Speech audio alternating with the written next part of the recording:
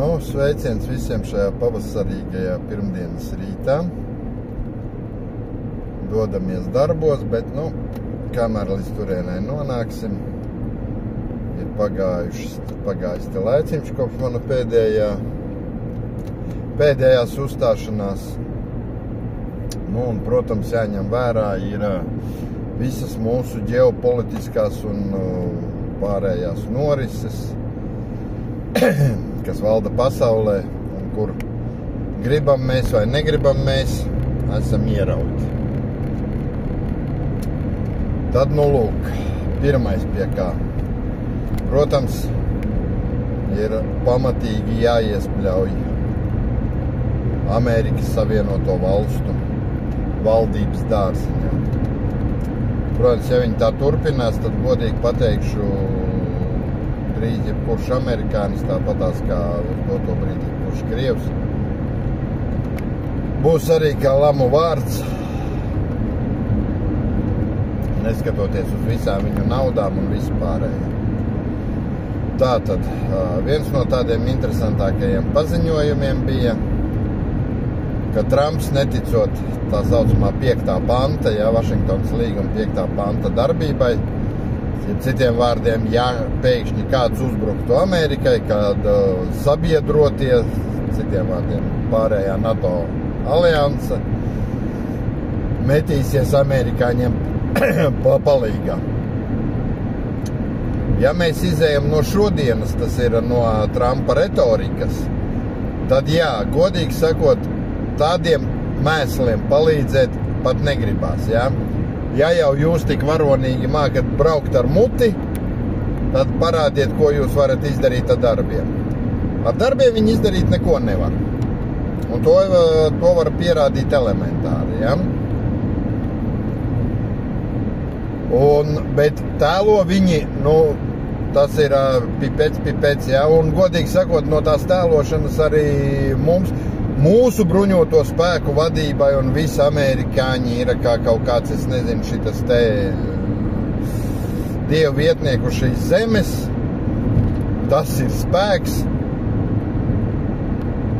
Cienījamie pulkveži, daži ģenerāļi, kas mums ir,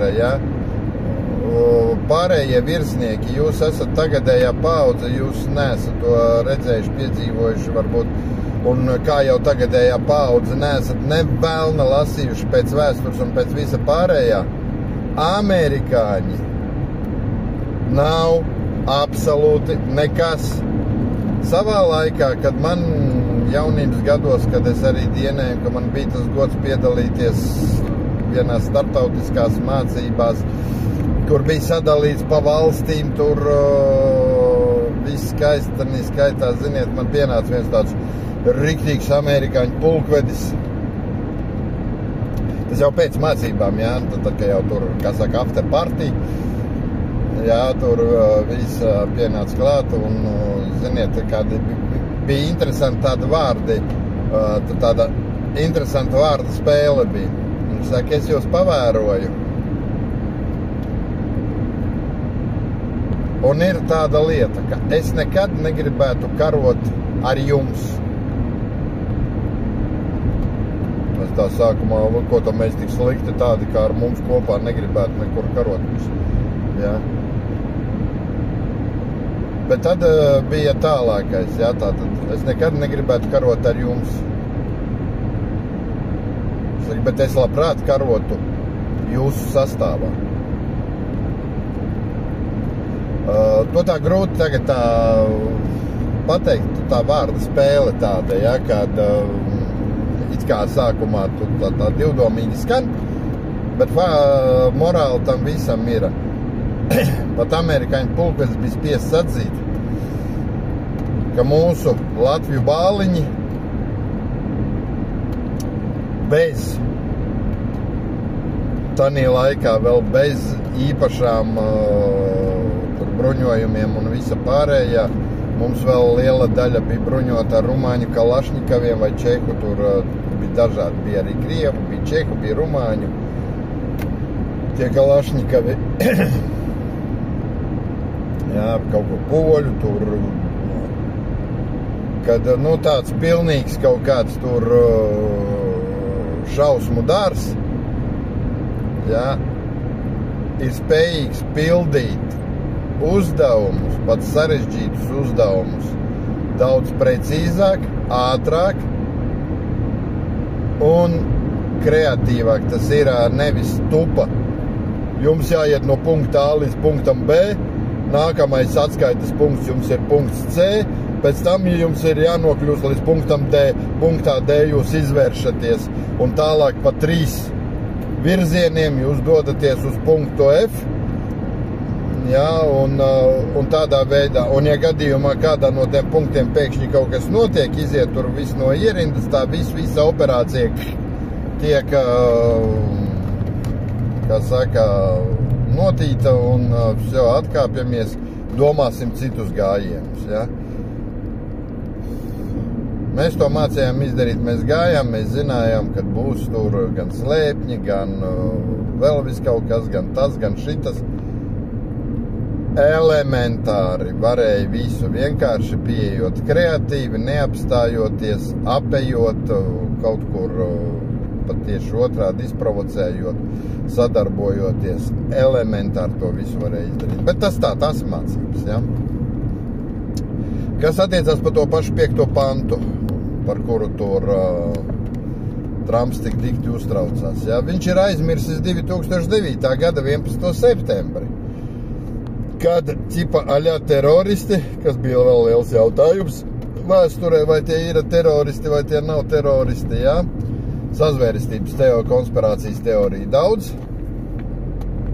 bet, nu, ne to mēs tagad tirzāsim tur.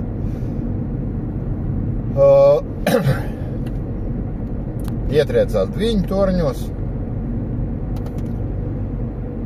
un Amerika toreiz pateica, ka tas ir uzbrukums Amerikai, tas ir kara pieteikums, un Amerika iedarbināja 5. pantu, kur par atriebību uzbrukumam Dviņu torņiem, jo to visu bija tur Al-Qaida un vēl kaut kas kopā tur ražojuši, un tie tagad atrodās Afganistānā, toreiz atradās Afganistānā, tur vadījās no Pakistānas un, nu, viss pa skaisto. Un tātad tagad amerikāņiem ir jāiebrūk Afganistānā, jāatbalsta Afganistānas tā pretošanās kustība pret talibiem. Un jāatrieb ir par šiem torņiem. Un tika iedarbināts 5. pāns. Kas notika? NATO kontingents atradās Afganistānā. Tanī skaitā tur atradās arī mūsu bāliņi, kas bija tajās misijās. Un neviens neteica, ka tur kaut ko balstīs, nebalstīs, ja, pie kam uz to brīdi jau bija lieli jautājumi uz Ameriku, jo atcerieties, kad Amerikā, toreiz gan bez 5. panta, bet Amerika sāka braukt, kad Irākai ir masu iznīcināšanas līdzekļi, tur jau mēs brūkam iekšā Irākā, NATO nākat palīgā, ja? Amerikāņi pasauca NATO, nāciet palīgā. NATO aizgāja palīgā. Pēc tam izrādījās, ka ar tiem masu iznīcināšanas līdzekļiem tur reāli pat nesmirt un tūmā nav un tā tālāk. Bija tāds neliels starptautisks skandāls. Bet, nu, kas izdarīts, tas izdarīts. Apklusināja to visu. Pēc tam Afganistāna, tur jau it kā jau sāk skatīties, vai tiešām dēļ torņiem ir jālec iekšā svešā valstī, bet neskatoties uz to, NATO tur ielec. Tātad 5. pants darbojās un Amerikai gāja kārtējo reizi palīgā. Trumpa vecuma marazmas, es domāju, ka jā, tur vajadzētu, nu, protams, nevar iejaukties Amerikas iekšējās lietās un viņu konstitūcijā, ja, bet godīgi sakot, ja ir apakšējais vecuma cens, no cik gadiem var startēt par prezidentu, ja, Latvijā, cik es atceros, tie 40 gadi, ja, no 40 gadu vecuma, Amerikā no 35 gadu vecuma var kļūt par prezidentu. Nu, tur, protams, vēl ir nosacījumi jābūt Amerikas pilsonim, dzimušam Amerikam, lai gan ar to dzimšanu Amerikā tur Ir dažādi grozījumi un papildinājumi, bet, no 35 gadi, mums no 40 gadi. Bet es domāju, ka vajadzētu uzlikt augšējo latiņu arī. 70 gadi visi griezti. Mēs redzam, ka Trumps savos 78, tas ir vecs marazmātiķis, kurš nesaprot vispār, ko viņš runā brīžiem, ja? Viņš tur kaut kādas, teorijas, vēl kaut ko. Ukrainas karā Amerika iedevusi 500 miljārdus, bet no kurienes? Mīļais cilvēks, tev pat tuvumā nav bijis tāda summa, ja? Viņš saskaitījis to, kas ir it kā dots Ukrainai, plus to, ko iztērējas Krievija, un visa kara, teiksim, tas iznākums ir kaut kādi 500 miljārdi, jā, no abām pusēm. Bet viņš to visu davai piesavinājies sev, to visu Amerika izdarījusi, jā. Starp citu, ticiet vai neticiet, bet apmēram 70% amerikāņi uzskata, ka Otro pasaules karu arī uzvarēja Amerika. Un pārējie tik tā bija nopakaļus. Valkat analoģijas, ja? Ir vēl viena valsts, kura uzskata, ka tikai viņa ir vinnējusi Otro pasaules karu. Tiekam tagad šīs abas valstis savā starpā ķipa sāk bučoties. Tādēļ, kad abām valstīm galgalī sēž absolūtie marazmātiķi. Ja Baidens, kuram arī tur 80 bija, jā, tur, arī vecs marazmātiķis, bet viņam vēl vai padomdevēji bija labi vai kas, tie vismaz kaut ko mācēja tur sabīdīt kopā. Tad Trumps, tas ir nekontrolējams šizofrēniķis ar tādu pašu labo roku masku Ilonu, kurš kļuvis pa miljardieri, uztaisīs vairākus veiksmīgus lidojumus kosmosā, un viņš jau sevi uzskata par visuma pavēlnieku. Ja? Viņam tagad Mars, tā ir viņa planēta, viņš tagad tūlītās jau gatavo, kurā tur bija 26. 27. gadā, tūlītās pirmais būs roboti uz Marsu aizlidos, vēl pēc 2 gadi cilvēki uz turien lidos, tas gan cilvēki vienvirzienā lidojums, ja, bet viņi taisīs tur to koloniju, un tā būs Maska planēta, tā būs viņa valsts planēta valsts ar viņa noteikumiem, viņa likumiem. Viņš sevi pasludinājis, nezinu, kā tur bija zvaigžņu karos, tur tā ļaunu masu vai kā tur, es jau neatceros, es neesmu tāds fanācis, tos visus tos tēlus tā neatceros. Bet, apmēram no tā stila, ja, cilvēks laikam pa daudz bērnībā saskatījies, visas šitās filmiņas ir, ņemot vērā savā autiskā spektra problēmas, tur ir problēmas, un ļoti lielas problēmas tur ir, lai neteiktu vairāk. Un, protams, ja viens ir vecs marazmātiķis, kurš ir Trumps un kurš var runāt nekontrolēti visu, kas ienāk prātā, un nākamajā rītā neatcerēties, ko iepriekšējā dienā ir sastāstījis, viņam kaut kāda, nezinu, skleroze ir konkrēta un viss, jā, viņš tur pilnībā nekontrolē sevi. Tad ir viceprezidents J.D. Vance, kā viņš sauc, ja, J.D., kur es uzskatu par tipisku amerikāņu koledžas produktu.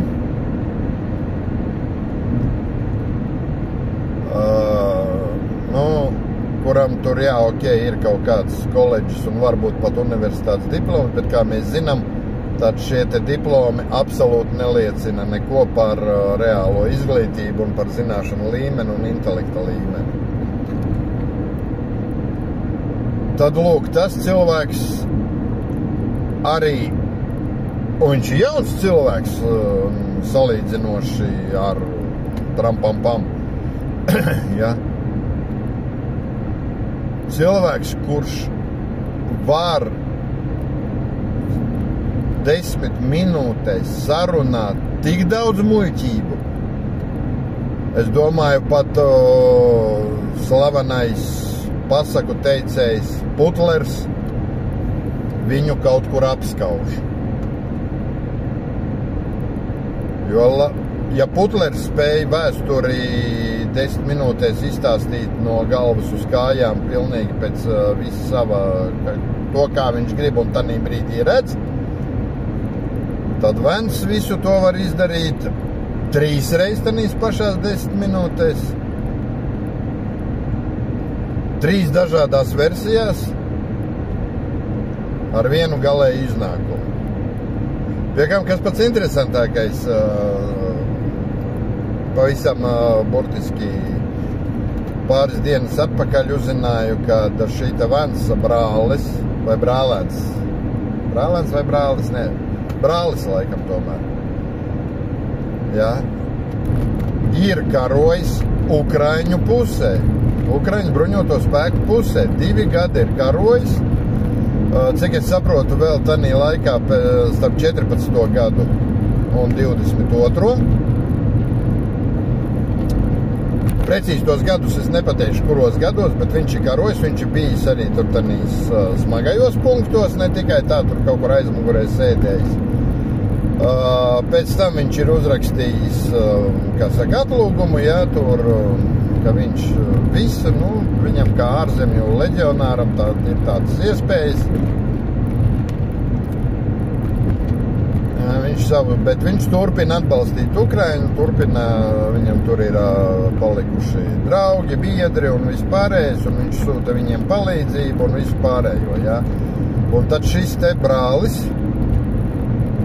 ir vienkārši šokā par savu otru, es nezinu, tas vecākais vai jaunākais brālis, jā, tur, bet viņš vienkārši šokā par otrus, par šī te DG Ventsa izteikumiem un viņa stulbumu.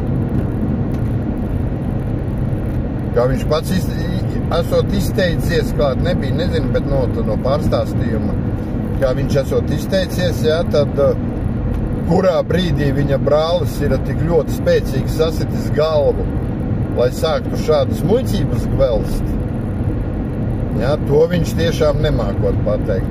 Un vienīgais, kas ir pozitīvi, ka viņš pateic, neskatoties, ka mēs tur tuvi radinieki un tā tālāk, viņš nekādā brīdī un nekādā veidā neatbalstīs šī te GD Ventsa uzskatus, paliks uzticīgs Ukrainai, Ukrainas tautai un turpinās palīdzēt. Tanī pašā laikā arī šis te GD Vents nereizi nav aizgājis pie sava brāļa un pajautājis, klausies, pastāst, kā tad tur tanī Ukrainā riktīgi ir. Bet Baltajā namā, sēžot kopā ar Trumpu, viņš varēja braukt Zeļenskim virsū, ka viņš, zinot visu situāciju, viņš zinot, kas Ukrainā notiekot. Lai gan viņš tur pat tūmā nav bijis, viņš pat pie brāļa nav aizgājis pajautāt.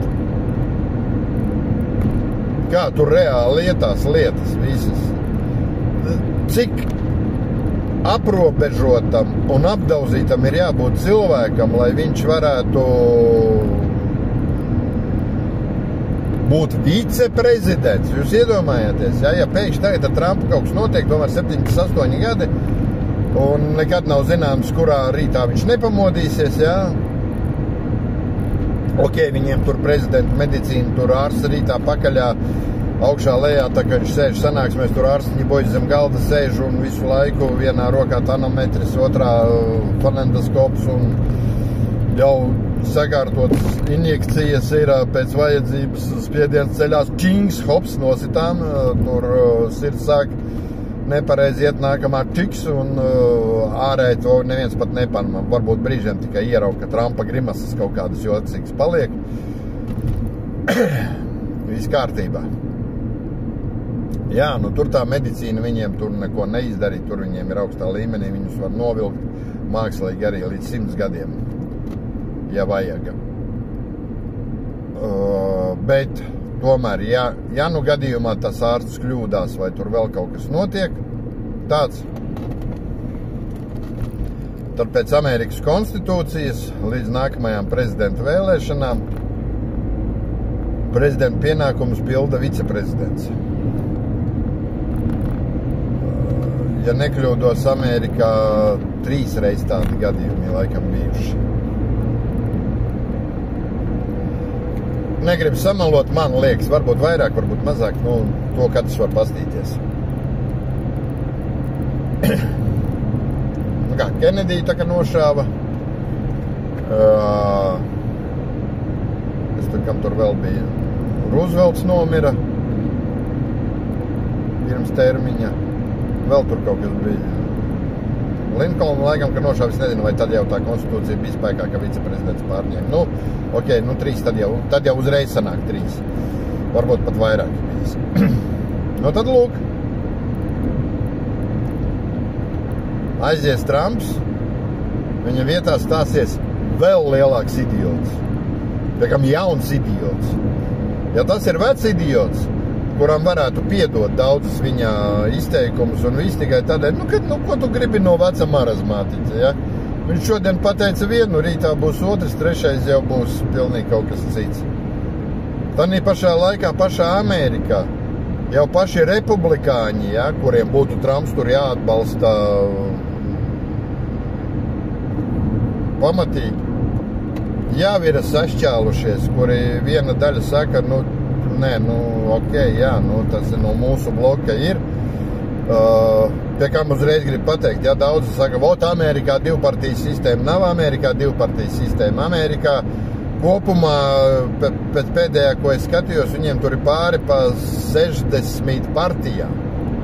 Viņiem vienkārši visas partijas ir sadalījušās, līdzīgi varbūt kaut kur kā Latvijā, tikai Latvijā ir savādāk vēlēšana sistēma un viss tā savā. Ja? Mums ir nacionālais bloks, kas ir prolatviskas un prokrieviskais vai prokremliskais bloks, ja? Kas ir pretējā pusē tur. Un tā mums saka, mums jābalso pa latviešu partijām, lai Krievi nenāktu pie varas, ja? Par nacionālo bloku. Nu, un tad mēs, vienīgais, ka viņiem tur ir no sākuma ir tā saucamās priekšvēlēšanas, kur piedalās visas šīs te partijas, kas nu kurā apgabalā ir, un tad attiecīgi vai nu vinnē tā partija, kas ir republikāņu blokā, vai nu tā partija, kas ir demokrātu blokā, un attiecīgi tad viņi tur savienojās, un tad no visām šīm te partijām tiek izvirzīts kandidāts, kurš tagad būs, viņš starpcīt varbūt arī nevienā partijā, šis kandidāts. Bet viņš nāk no vai nu demokrātu, vai nu republikāņu bloku, un attiecīgi aiziet šīs te vēlēšanas. Jā, tad, lūk, pats republikāņu bloks, kas ir iekšēji, ja, viņš jau ir sašķēlies, jo viena daļa, kas it kā atbalsta Trumpu, bet atbalsta tādu, tādēļ, ka laikam ir jāatbalsta, viņš tomēr ir republikāns, un otra daļa republikāņi, kuri jau arī saka, ka piedodiet, pat tie republikāņi, kuri agrāk kritizēja palīdzību Ukrainai un tā tālāk, tagad saka, nē, klausieties, vajag tiem Ukraiņiem to palīdzību, ja? Tā nevar gluži uzreiz visu kā ar nazi nogriezt nost, bet jebkurā gadījumā mums ir jāspiež arī uz otru pusi. Ne tikai tagad mēs Ukraiņiem visu atņemsim un piespiedīsim viņus parakstīt miera līgumu. Nē, mums vajag arī, lai Krievu piespiestu, ja? Un tieši republikāņi tagad tas atzars, kurš ir pret Trumpu, ja, kurš neatbalsta Trumpu, tieši tie nāk tagad klajā ar to, ka viņi izstrādā to saucamo Elles sankciju paketi pret Krieviem. Ja, cik viņa tur Elles vai ne Elles, par kaut kādiem banku sektoriem, pa vēl kaut ko it kā būšot, tad jau to mēs redzēsim. Jā, bet jebkurā gadījumā, jā, tā spēle ir jāspēlē uz abiem vārtiem, nevis tikai vienā laukuma pusē, kā to Trumps grib izdarīt. Un vēl tur, ko es teicu, jā, ka amerikāņi nav absolūti nekas. Tanī pašā Afganistānā pat dokumentālā filma ir uzņemta, kur amerikāņu patruļa, amerikāņi, ne tur NATO vai vēl, bet ne, amerikāņi patruļi, tikai brāļi amerikāņi uzrāvās uz talibu slēpņa, kuram, protams, ir pārspēks, un, protams, sākās apšaude, Un amerikāņiem uzreiz ir things, davai, mēs saucam aviācija, aviation, tur mums te ir artilērija, visa artilērija, blin, atrodas baigi tālu, tā neko nevar izdarīt, aviācija nevar pacelties, jo tanī vietā, kur lidos, tur kaut kāds smilšu vētra tanī brīdī iet, un ir dirsā, un kas ir viss, jūs turieties, mēs tur sūtīsim jums palīgā, kamēr tiek savākta grupa, evakuācijas un ātrās reaģēšanas grupa, kura dosies palīgā. Kamēr tiek uzrakstīta pirmreizējā, tas ir amerikāņu stils, pirmreizējā pavēle. Tātad pirmreizējā pavēlē ir savākt tādu grupu no tik un tik cilvēkiem, kur doties uz to un to kvadrātu palīgā patruļniekiem. Pavēle tiek atdota, grupa tiek savākta, ka grupa savākta, viņus nostāda un viņiem nāk ar sekundāro pavēli, jā, otrā pavēle. Tagad viņiem jau pasaka, kurā kvadrātā, kādā veidā jāvirzās pa priekšu brauks Joe, pieseks aizmugurī Bills, pa vidu būs Henrijs ar Moišu tur vai vēl kaut kas davai tur. Un tā tālāk, tāda un tāda tehnika. Brauksiet ar ātrumu 32 km/h.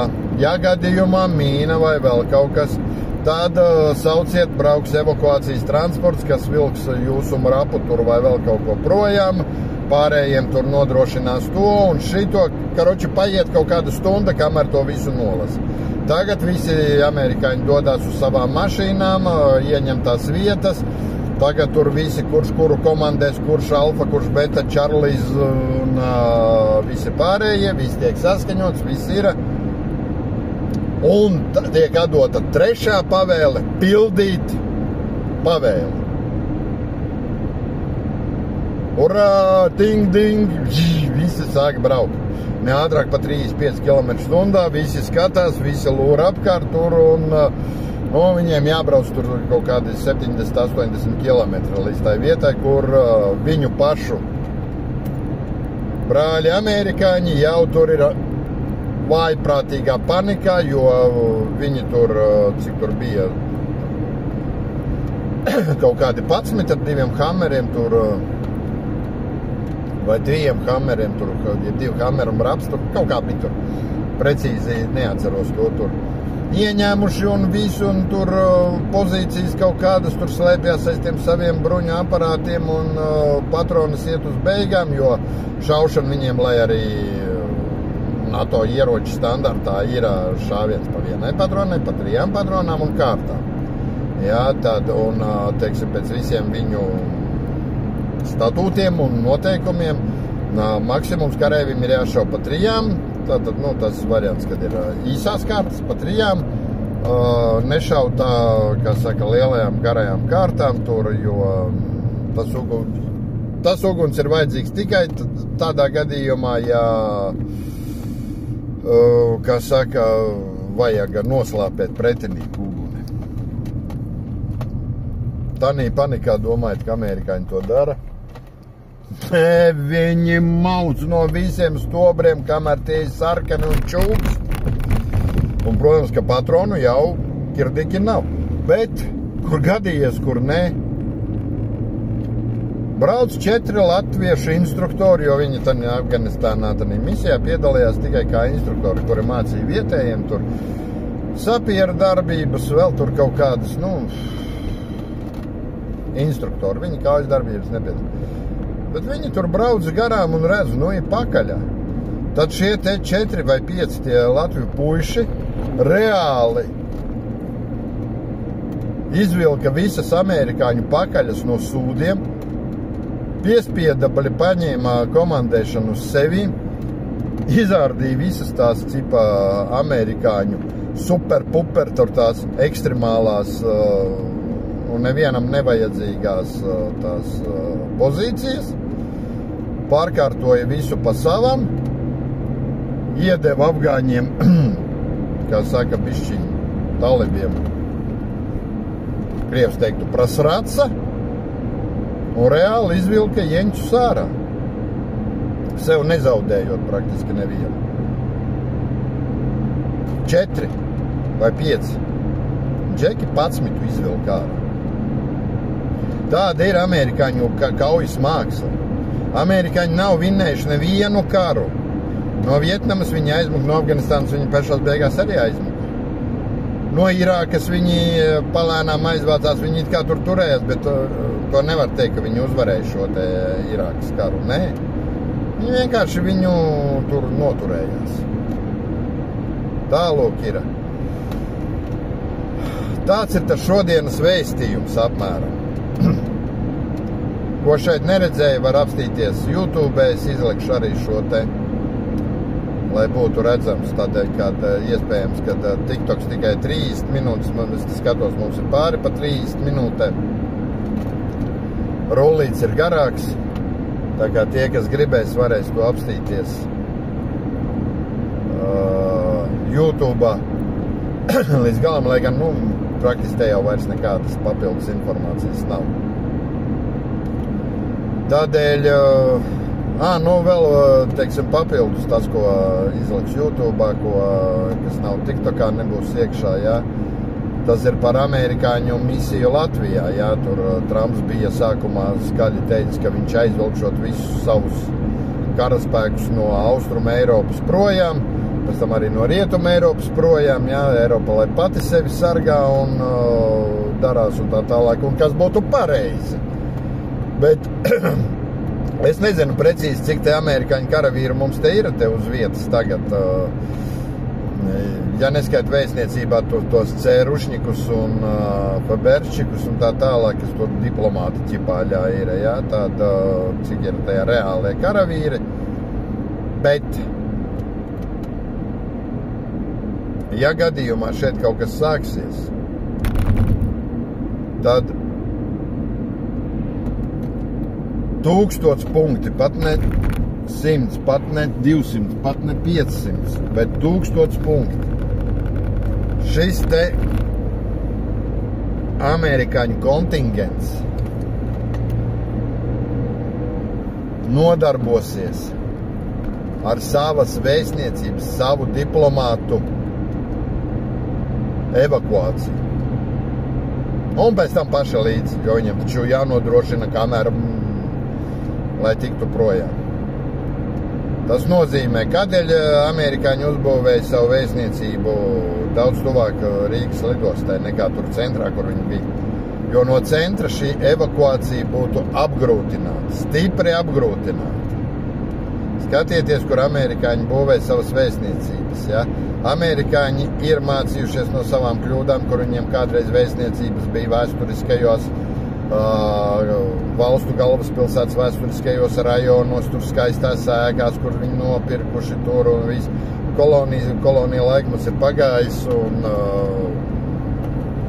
ir skaidrs, kā šīs te vēsturiskās ēkas ir kļuvušas kā slasts, jo apkārt ir apaugusi urbanizācija, apaugusi visa šī te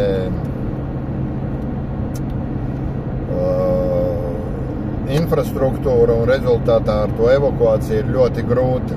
Sevišķi ir ļoti ekstremālos apstākļos. Tādēļ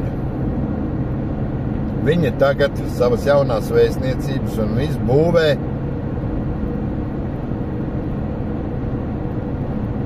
tuvu evakuācijas ceļiem, tuvu brīvām vietām. Pirmkārt, lai tur varētu helikopteri ierasties, jo, teiksim, Rīgā, kur viņiem centrā bija, tur helikopters nevarēja viņus praktiski, ja nu vienīgi tikai ar tur šitām te vinčām celt ārā un viss, bet, tas ir apgrūtinoši, tas ir ilgi un tas ir riskanti. Un daudz dažādi citi varianti. Uz doto brīdi viņi atrodas netālu no lidostas, ja kaut kas sākās, lidostā nosēžās, un tur būs nospļauties par civilo aviāciju, tā kā variet necerēt uz Air Baltica. Tur primāri sēdīsies amerikāņu transportu armijas lidmašīnas.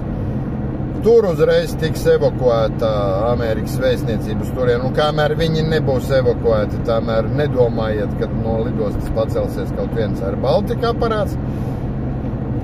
Tas nozīmē, ka evakuācija no Latvijas sāksies tikai 24 stundas vēlāk, ja vien tad vēl būs iespējama viņa. Un ājā žūžu un helikopteru un visu, un sveiki, Zelma, sūtiet naudu saucās, ja?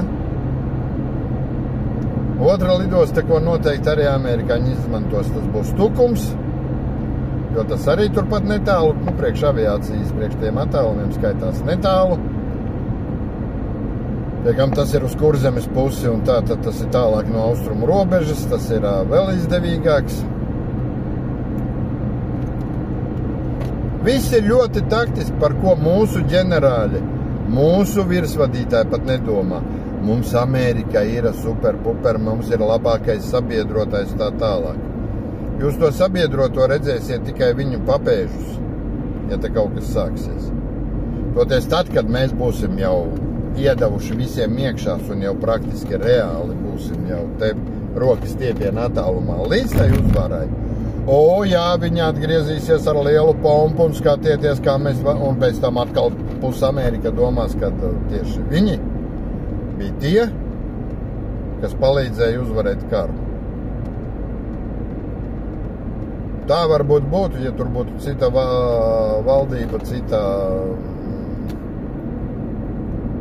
attieksme. Kamēr ir Trumps, tamēr tā nenotiksies. Un vēlreiz saku, amerikāņi nav tā nācija, kas māki karot. Neskatoties to, ka viņi ir bijuši daudzos militārajos konfliktos. Būt militārajos konfliktos vēl nenozīmē mācēt karot.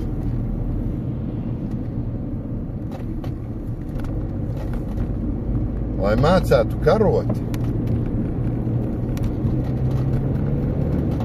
ir, protams, jāzaudē, tā kā to ir amerikāņi darījuši, bet uz šīm te zaudēm ir jāiemācās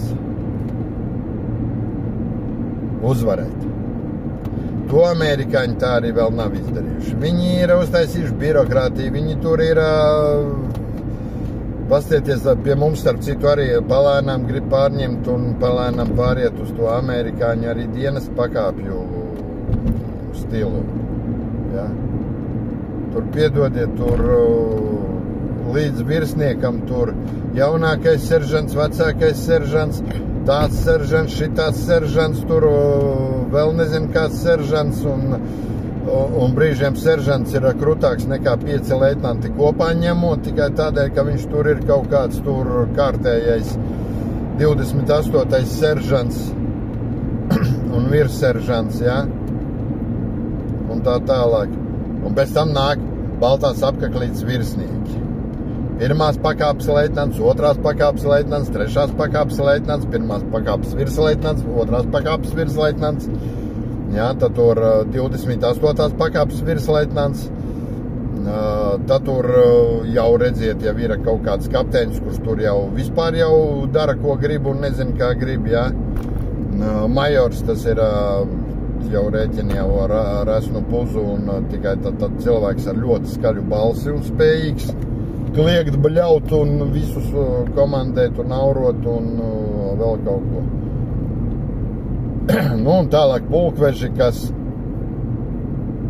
nekad vairs nav kaujas laukā, kuris sēž tikai parādas formas tērpos kaut kādos bunkuros un stratēģiski domā.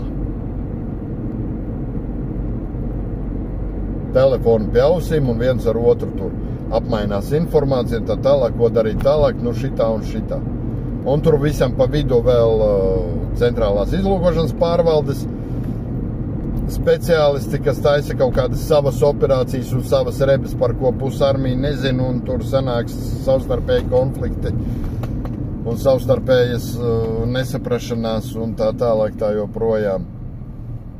Un tā tur ir vēl viss kaut kas, un tā brīnās, kad reāli nekādu karu nevar uzvarēt. Nu, tālāk viņš arī ir.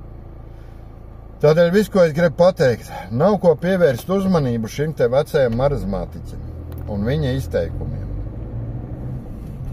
Ir jāskatās uz tiem viņa darbiem. Darbi arī nav tie labākie, darbi nav tie gudrākie. Un tādēļ ir jāizdara savas secinājumi. Tādēļ ir jāpārkārto. Kamēr vēl ir laiks, ir jāpārkārto mums savā armija. Jā, ir jārunā par to, ka Eiropā ir vajadzīga sava bloka armija, kur visas Eiropas dalību valstis, tur, nezinu, pa pulkam, pa vēl kaut ko, kuru finansē Eiropas Savienība. Ne tik daudz dalību valstis, cik pat Eiropas Savienība, kur karavīram maksā tur labu algu, jā, un karavīrs tur ok, bet no to vienību tur, teiksim, tur nav jauniesaucamie, tur ir tikai profesionāļi. Tātad tev ir jānodien vismaz 5 gadi savā nacionālajā armijā, jāparāda kaut kādi rezultāti, vēl kaut kas, un tad tu vari startēt uz šo te Eiropas armiju, kas reāli būs šī te Eiropas aizsardzība, un tā būtu spēcīga armija, labi bruņota, ātra, operatīva. Ja vien viņu neuztaisīs atkal pēc tā paša amerikāņu principa, kur rezultātā, kā saka, dirsā darbs un materiāls, jā, kur uz katru ierindnieku 5 komandieri. Un kaut kā mums tas viss nesanāk. Tālūk. Labi, ar to arī beigsim. Es esmu praktiski kaut kur ieradies jau. Vēlu visiem jauku dienu, izdošanos. Un viss būs pa pirmo.